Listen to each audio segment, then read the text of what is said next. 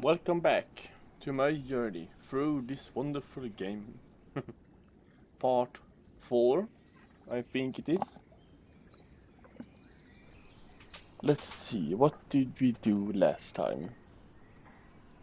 One moment, please. You're setting the timer.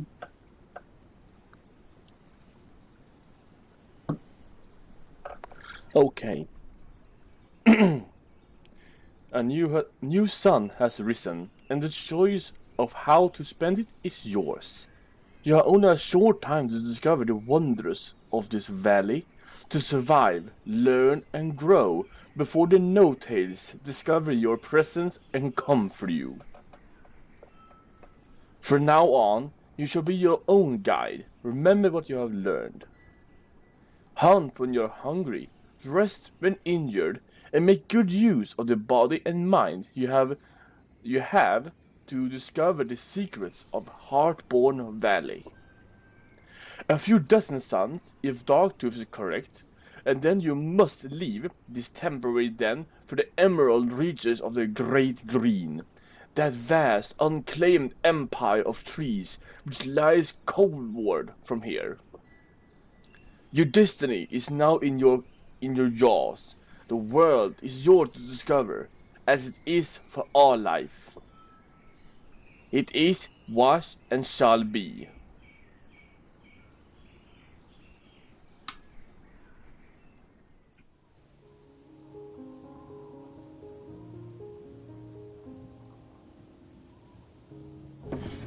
This is a map. This is Hardbone Valley, a land cleft by rivers which are three and yet none, which are three yet one.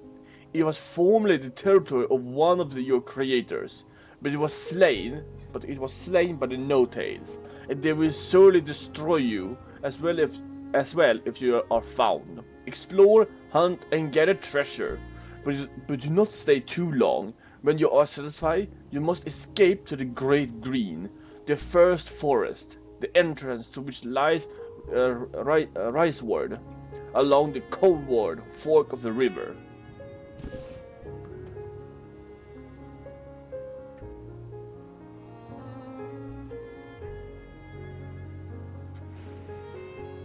Would you like to explore this area? Yes.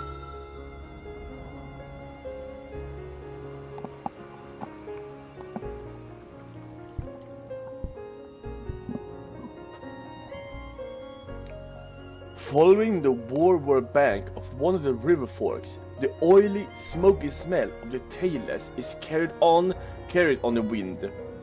You are drawing near to one of their hives. It is a dangerous land, but a bold Drac might learn something of their mysterious ways or steal food or even treasure from them.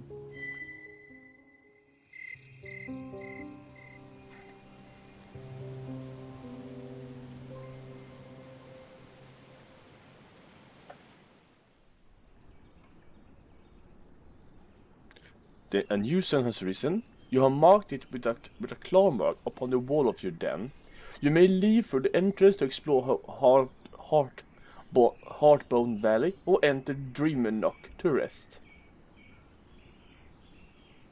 And these first ones is gonna be exploring. I think so. Explore everything, and then it's gonna be much more story related.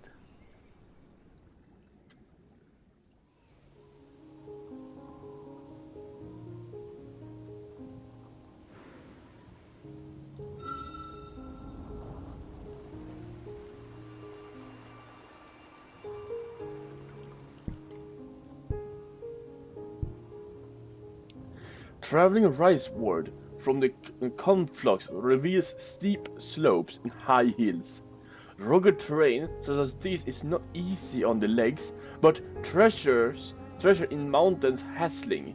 Treasure is mountains hassling is a common saying among the Drakin. Might the rocky outcroppings high pressure shinestone, or perhaps something even more valuable?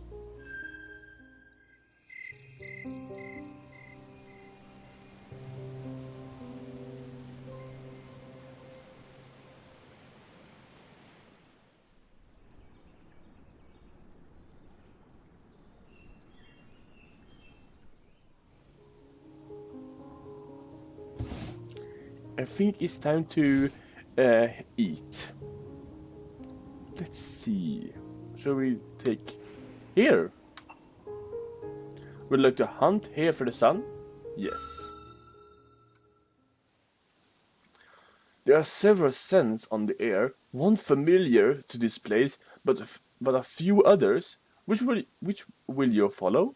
The familiar scent of Longair, a tiny scale base smelling of the meadows. A small scale base smell of the meadows. Longair. The taste of Longair essence is upon the air. It seems completely oblivious to your presence. At the moment, it is far from you. The wind is not in your favor and carries your scent directly to your prey. You must move quickly if you wish to sneak up on it. Silently draw nearer. The scent is still free from the pungent smell of fear, or even alertness. It is still possible to draw closer, but at this range you can make out its markings.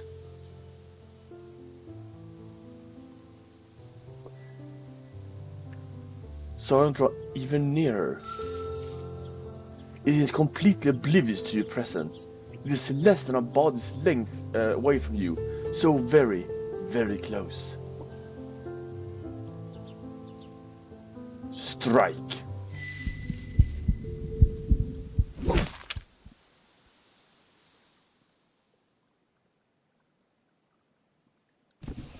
You strike through, destroying your prey in an instant. You feel a sense of pride and accomplishment in your skill. It is a frequent flash. You taste the flowers of spring, the grasses of summer, and the hidden root treasures of the fields. You gain some energy.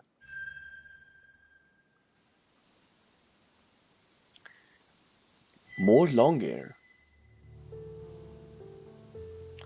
The wind has spoken to your nose and ears, bringing tidings of a long air in the area. It seems completely oblivious to your presence. It remains yet just on the edge of your senses, a great distance away. The wind is not in your favor and carries your scent directly to your prey. You must move quickly if you wish to sneak up on it.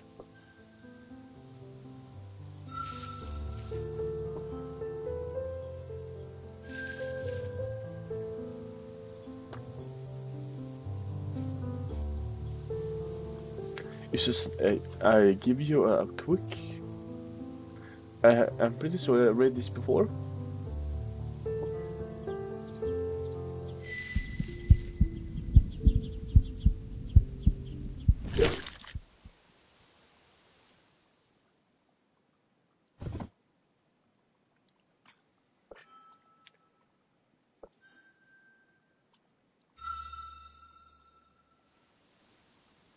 And now, maybe a small scabies smell of the meadows.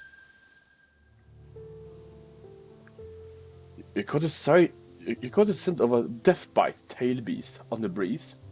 Its scent is still free from the pungent smell of fear, and even alerted, it is not yet in a clear sight and still far away. The wind is neutral.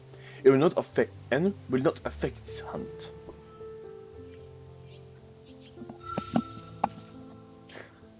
Sign of it makes no sign of acknowledgement. It seems not to know you are here. It's still possible to draw closer to it, but at this range you can make out its markings.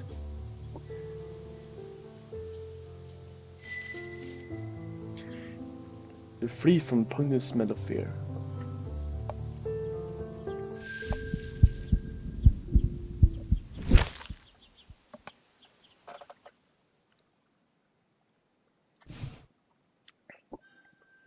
You prevail in the dance of destruction.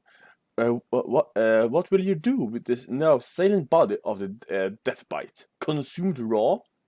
Roast it with your breath and then consume it. You bathe in a quiet deathbite's body in your flame for a short time, burning away the toxic venom. The meal is now safe and surprisingly satisfying.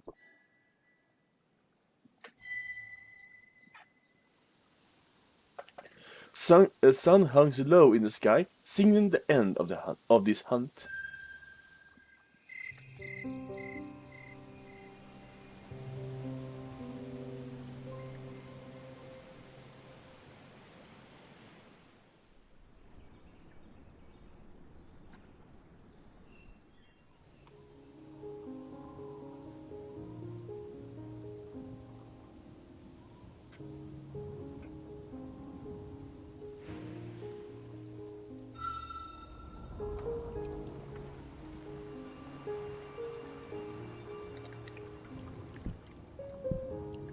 Following the Cold War bank of the running water, you pass through the lush meadows and tall, green grasses brimming with tiny beings.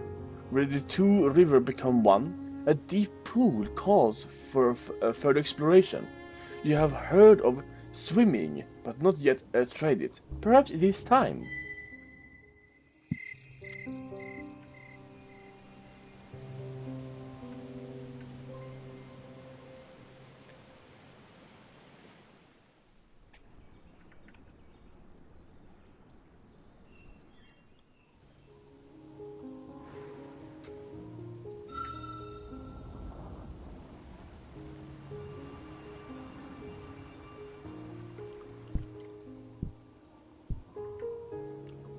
Roaming further along the Cold War bank of this part of the river brings you to a small lake. Charitable Waters Carl brings many good beasts to this area, making it an excellent hunting ground for certain types of prey. But there may be other lessons here for a young drag with an open mind.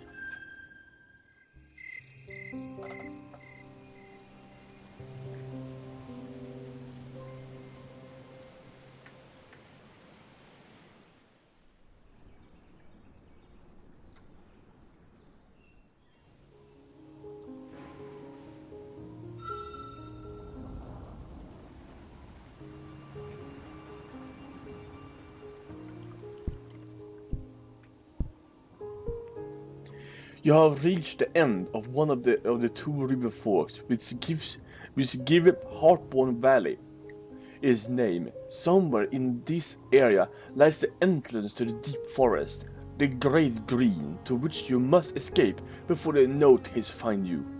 Do not tempt fate, but do not be too eager to leave.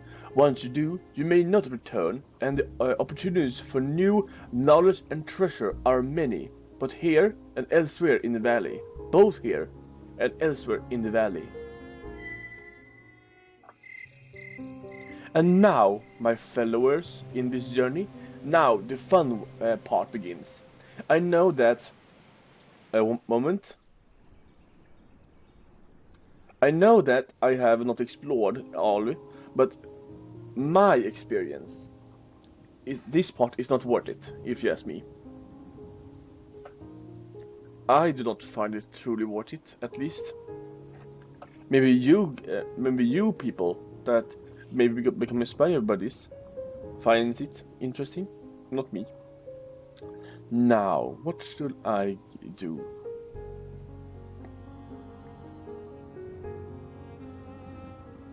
Maybe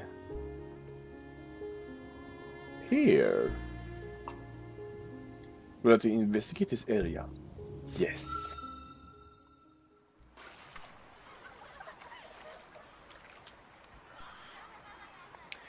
You're exploring the warmer part of the valley, staying near the stream. This sun is particularly bold when you hear a prolonged splashing sound. It is too irregular to be water running over rocks, and too long-lasting to be a predator struggling with prey. And as you approach, the oily, otherish stench of the taillet fills the air.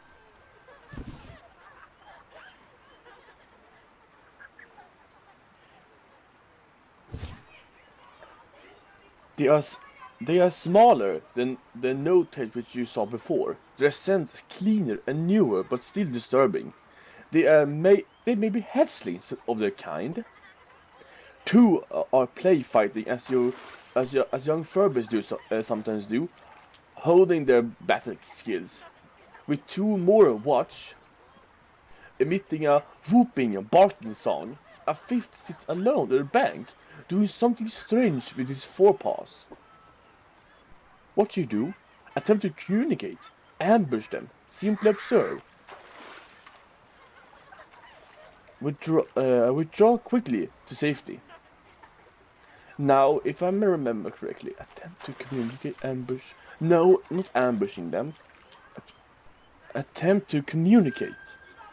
Which one of the minds do you wish to connect and sing? One of the play fighting ones? One of the ones observing the play fight? the one alone on the bank nearest to you. Singing in that smile is harder than you expected. The sheer oddity of its thoughts and emotions make it like trying to smell a stone underwater. Eventually, however, you feel some kind of connection and a faint universal sigil for it to see, for it to receive. Slowly, the hatchling looks up and then directly at you. It seems to be able to sense where you are from the communication. You expect it to panic and cry for help, but to your surprise, it does not. Instead, it is not. Instead, forming a strange sigil of its own inside the connection. You smell a little fear, but it still seems in control of itself. After some trial and error, you trade a few ideas. It does not seem to be able to communicate fluently like a drag, or even a regular good beast, failing to intuit the meaning of many of the sigils, which you believe were written upon every mind. But it does respond. What it does communicate is lavish. It shows your sundress so rife with detail that you can almost see it yourself, and a lightning storm witnessed from inside a small cave. Most oddly, at one point, it shows you what looks like no tail harming each other, an image of particular importance in its mind, but you do not understand its significance. Maintaining the communication is deeply tiring for you. The no-tail mind is full of sharp needles of hardened information and quagmires of hard dealt with fears. Eventually, several adults come to collect the hatchlings, and you are so distracted by the communication that you are now being surrounded. Just when you are to be discovered, though, the hatchling with whom you communicated barks at the adult about to stun upon you, striking it and leading it away. The hatchling has left some shiny rocks in the war around its neck behind. Soon the notices are gone and you're safe. This tale seems to have bred more questions than answers. Why did the no-tailed hatchling lead the adult away from you? It must have known you were dangerous, and would only be more so in the time. The mind you saw during your communication was deeply other, and very difficult for you to connect with. And yet there was a glimmer of something beneath the overcomplicated morass. Something like a bright stone hidden in the dark treetop at night, or a single lump of gold in the midst of a swamp. Like something good, something valuable, hidden in the most unlikely of places. Perhaps in lone tailors was simply unlike others of its kind, or perhaps a long, long journey of understanding was begun this sun. Time will tell. Amber Circle. This circle of shiny orange stones was once hung upon the neck of a tailor's hatchling. It is attractive, especially in sun's light, and the artifice by which the stones are connected are interesting.